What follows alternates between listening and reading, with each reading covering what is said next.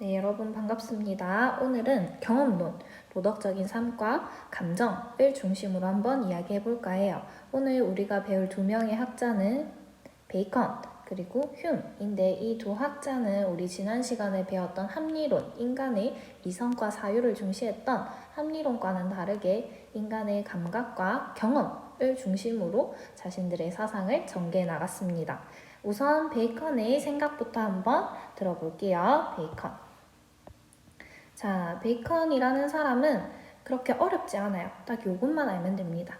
베이컨은 인간이 인식하는 것에는 한계가 있다. 그리고 관찰과 경험을 통해서 우리는 참된 지식을 발견할 수 있다라는 걸 얘기하고 싶어 했어요. 그래서 인간이 자연을 있는 그대로 바라보고 해석을 하며 참된 지식을 얻을 수 있는데 인간에게는 선입견 그리고 어떠한 대상에 대한 편견이 가득하다라는 거예요. 이것이 색안경처럼 작용을 해서 이제 자연을 왜곡해서 받아들인다라고 얘기를 합니다. 그래서 베이컨이 설명하는 인간이 가진 선입견, 편견 이것을 다른 말로 우상이라고 해요. 그러니까 정리하면 인간은 선입견과 편견, 즉 우상을 가지고 있는데 이러한 우상이 자연을 왜곡해서 받아들이는 역할을 하게 된다라는 거예요. 그러면 베이컨은 참된 지식을 발견하고 싶어 했으니까 이러한 내 우상을 제거하고자 했겠죠. 타파하고자 했습니다. 자, 베이컨이 이러한 우상을 네 가지 종류로 나누게 되는데 우리 교과서 아래에 아주 귀여운 그림으로 이제 쉽게 설명이 되어 있어요. 한번 봅시다. 모든 것을 인간의 관점에서 바라보는 편견을 우리는 종족의 우상이라고 합니다. 예시로 어떤 것이 있었죠? 그렇죠. 새가 정답게 지저귀인다 라든지 구슬피 운다 이런 걸 우리는 문학 작품에서 쉽게 발견할 수 있습니다. 이걸 의인화라고 하죠. 인간이라는 종이기 때문에 다른 종을 이해할 수 없다라는 거예요. 그러니까 모든 것을 인간의 관점에서 보니까 나는 새가 되어보지 않았지만 그 새가 구슬피 운다라고 해석을 하는 거죠. 그러니까 그러한 색안경을 우리는 종족의 우상이라고 합니다. 그리고 두 번째, 인간은 각자 나고 자란 환경이나 경험이 각자 다르겠죠. 개인적인 경험이나 자란 환경에 따라서 생기는 편견을 우리는 동굴의 우상이라고 합니다. 동굴의 우상. 자, 우리가 동굴 하면 어디서 들어봤죠? 그렇죠. 플라톤 동굴에 비유해서 가지고 왔다라고 해요. 그래서 베이컨은 어느 정도 각 개인의 특수성에서 나타나는 오류를 동굴의 우상이라고 하고 베이컨의 설명에 따르면 모든 사람은 각자 자신만의 고유한 동굴을 가지고 있대요. 그래서 플라톤의 동굴처럼 그래서 그 사람들이 자신만의 동굴에 머물러 있을 때 동굴 밖에서 들어오는 자연의 빛이라는 것도 원래랑은 다르게 왜곡되기가 참 쉽습니다. 그래서 이제 우리가 좀 쉬운 표현으로 한 번 더 바꿔보면 우물안 개구리. 우물 안에 있는 개구리는 그 우물 입구, 그 네모난 입구밖에 보지 못해요. 그래서 이 세상을 전체적으로 넓게 바라보지 못하고 내가 가지고 있는 편협한 시각으로, 개인적인 시각으로, 특수한 시각으로 자연을 왜곡해서 받아들이게 된다는 거죠. 그래서 두 번째는 동굴의 우상이었습니다. 그리고 세 번째, 일단 적고 시작해볼까요? 시장의 우상. 시장의 우상은 유언비어나 실제 하지 않는, 그러니까 실제로 존재하지 않는 말을 믿어서 생기는 편견입니다. 말을 믿어서. 자, 예를 들면 우리가 언어에 매우 현혹되기 쉬운 경향을 우리는 시장의 우상이라고 하는데 우리는 시장에 가서 물건을 사고 팔기만 하는 게 아니죠. 사람들이랑 만나서 많은 이야기를 주고받기 때문에 그 안에서 언어에 매우 현혹되기 쉽다라는 겁니다. 사람들은 언어랑 일치하는 실제, 존재가 있다라고 믿어요. 자, 예를 들면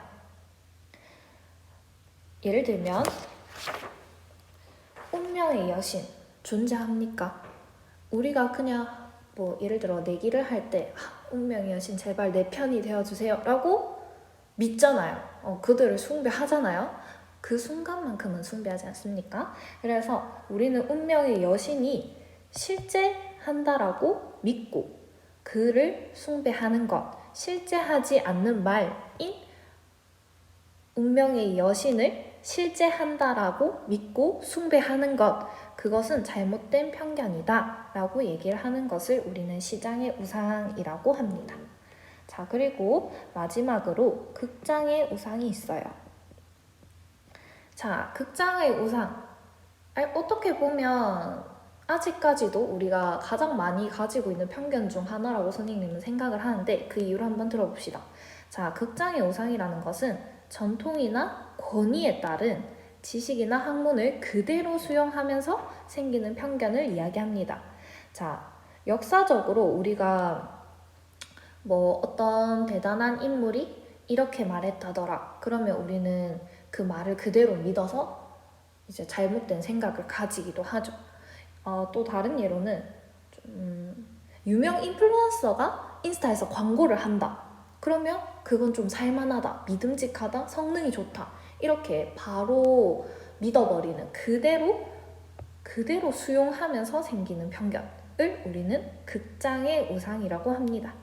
자, 그러면 베이컨이 이제 이러한 4가지 선입견과 편견에 대해 얘기했고 이것을 제거해야 된다, 타파해야 된다 라고 얘기했어요. 제거해야 되고 타파해야 된다 라고 얘기를 했습니다. 자, 그리고 이제 베이컨이 자기가 불만을 얘기했으니까 이제 해결 방법도 하나 제시를 하겠죠. 그래서 제시한 것이 참된 귀납법을 제시합니다. 참된 귀납법. 자, 귀납법은 귀납법인데 참된 귀납법이라고 하는 이유를 조금 이따가 한번 봅시다. 우선 우상을 제거할 것, 그리고 관찰과 경험을 통해 획득한 참된 지식을 이성을 통해 한번 정리할 것을 강조합니다. 이성을 통해 정리할 것. 좀 더 자세한 얘기는 뒤에 원문 읽으면서 한번 해볼게요. 자, 그리고 베이컨이라는 사람은 자연관에 대해서 하나를 설명합니다. 자연관. 자, 이 부분은 이제 윤사에서는 간단하게만 나오고 여러분이 내년에 생활과 윤리에서 좀 더 깊고 자세하게 배우게 될 거예요. 우선 적어봅시다. 정복지향적 자연관. 정복지향적 자연관. 그러니까 정복하는 거예요. 베이컨의 입장에서 정복해야 할 대상은 무엇인가? 자연이겠죠. 자, 그래서 1번. 인간은 자연보다 우월해요. 그렇기 때문에 그것을 지배해야 합니다. 인간은 관찰과 실험을 통해 획득한 참된 지식을, 그러니까 참된 귀납법을 통해 획득한 참된 지식을 어디에 활용해야 된다? 자연을 지배하는 데 활용해야 된다. 그것이 곧 인간의 행복이다 라고 얘기를 합니다. 자, 그래서 등장한 유명한 말이 있죠. 우리 빈칸 채워볼까요? 아는 것이 힘이다. 아는 것이 힘이다. 자, 여기에서 아는 것은 무엇이 될까? 자연에 대한 참된 지식. 자연에 대한 참된 지식을 아는 것이라고 합니다.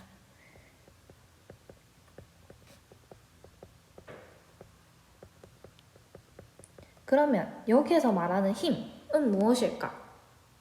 자연 지배력을 얘기하겠죠.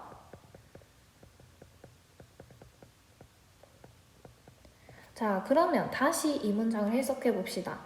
아는 것, 그러니까 자연에 대한 참된 지식이 곧 자연 지배력이 되고 우리 인간은 자연보다 우월하기 때문에 자연을 지배해야 된다라는 정복지향적 자연관을 이야기하고 있습니다.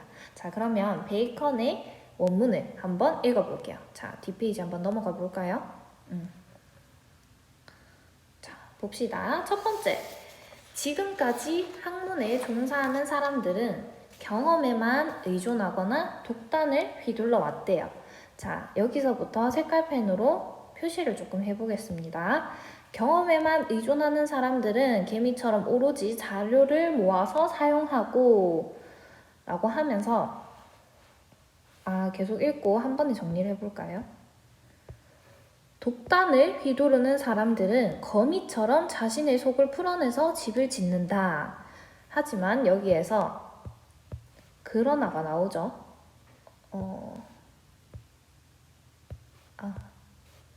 그러나. 그럼 이제 중요한 얘기는 지금부터 하겠다라는 얘기죠.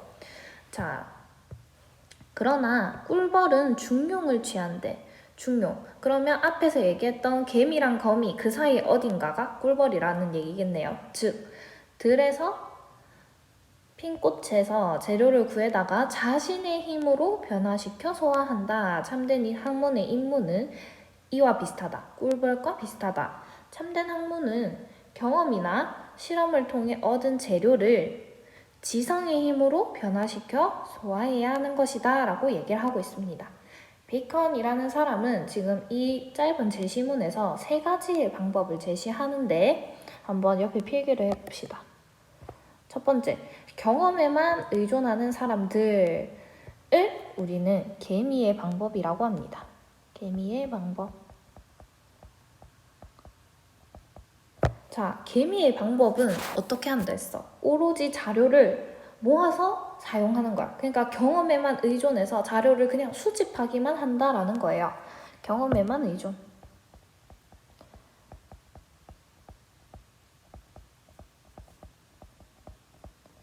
자, 그러면 반대로 독단을 휘두르는 사람들은 거미처럼 자신의 속을 풀어내서 집을 짓는다 라고 얘기하면서 거미의 방법을 소개하고 있습니다. 그럼 거미의 방법은 뭐겠어? 연역적 방법을 얘기하겠죠? 연역적 방법. 그러니까 합리론자들을 비판하는 거예요. 그러니까 경험적인 근거 없이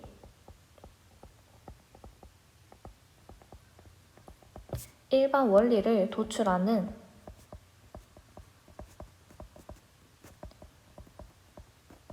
그러한 연역적 방법을 비판하는 겁니다. 자, 그러면 마지막 중용을 취하고 있는 꿀벌의 방법을 적어봅시다. 꿀벌의 방법.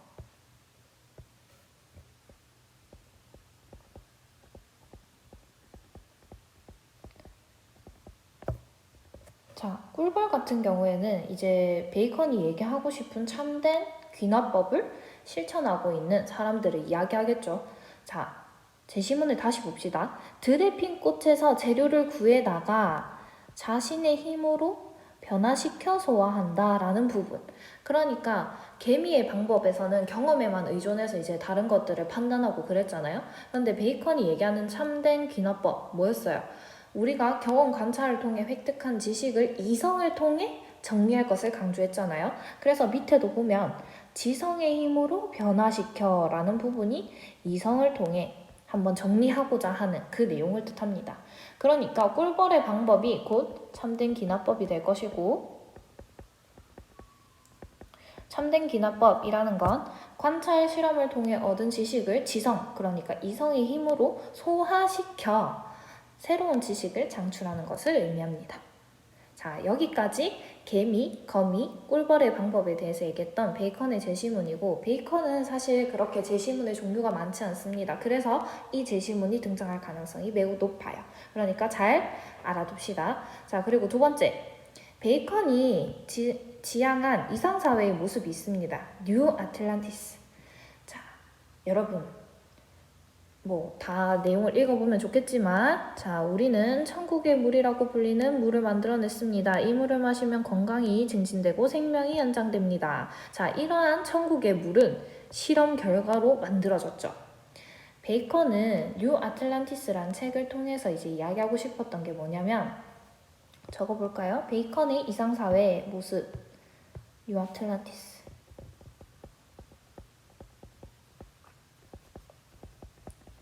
베이컨은 과학자가 참된 기납법을 통해 얻은 지식을 인류 복지를 위해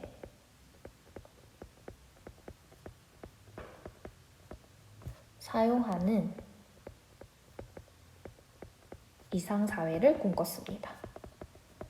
그러니까 과학자가 참된 지식을 통해서 지배하는 그러한 세상을 이상사회로 주장을 하고 그것을 곧 뉴 아틀란티스라고 불렀다라는 걸 기억하면 됩니다.